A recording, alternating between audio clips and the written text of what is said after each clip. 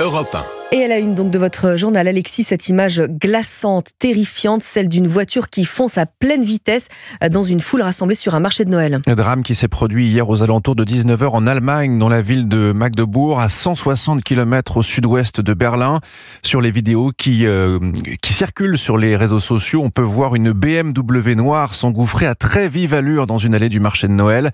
La voiture a foncé sur la foule sur au moins 400 mètres, percutant de nombreuses personnes sur place. Le bilan est lourd. Plus de 60 blessés, 2 morts dont un enfant. Et c'est évidemment hier le cœur serré que la maire de Magdebourg a pris la parole. Je ne peux que dire à quel point je suis bouleversée et profondément touchée. Je suis de tout cœur avec les victimes et leurs proches. Je suis désolée. Nous souhaitons donner la possibilité de se recueillir à proximité immédiate des lieux du drame, à l'église Saint-Jean, pour déposer des fleurs et rendre hommage à ceux qui ont été victimes d'un acte de violence sans précédent. Je n'aurais jamais pu imaginer que la ville de Magdebourg soit touchée par un tel événement et que la terreur soit si proche de nous.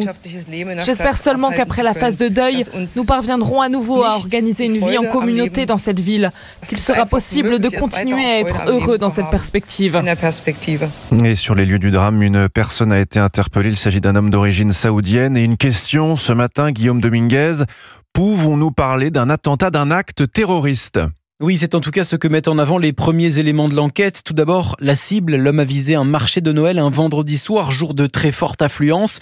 On sait que ce sont des cibles privilégiées par les groupes terroristes. En décembre 2016, déjà, un attentat au camion bélier sur le marché de Noël de Berlin avait fait 12 morts. Pour Claude Moniquet, spécialiste des questions de terrorisme, c'est cet élément qui confirme le caractère terroriste de l'attaque. Le véhicule a visé la foule à un endroit où les familles étaient rassemblées, avec beaucoup d'enfants. La volonté de faire le maximum de mal possible est évidente. Et surtout, il y a un élément tout à fait factuel, c'est que le véhicule a parcouru 400 mètres dans la foule. À aucun moment, le chauffeur du véhicule n'a manifesté la moindre intention de s'arrêter, de freiner. Et ça, bien entendu, ça plaide pour un acte intentionnel. Et enfin, dernier indice, le mode opératoire, une voiture bélier. On sait là encore que plusieurs groupes terroristes, dont Al-Qaïda et l'État islamique, ont encouragé les passages à l'acte à l'aide de voitures ou de camions béliers. Les précisions de Guillaume Dominguez. Et comme le suspect est d'origine saoudienne, réaction ce matin de l'Arabie Saoudite qui condamne cette attaque à la voiture bélier, affirmant son rejet de la violence.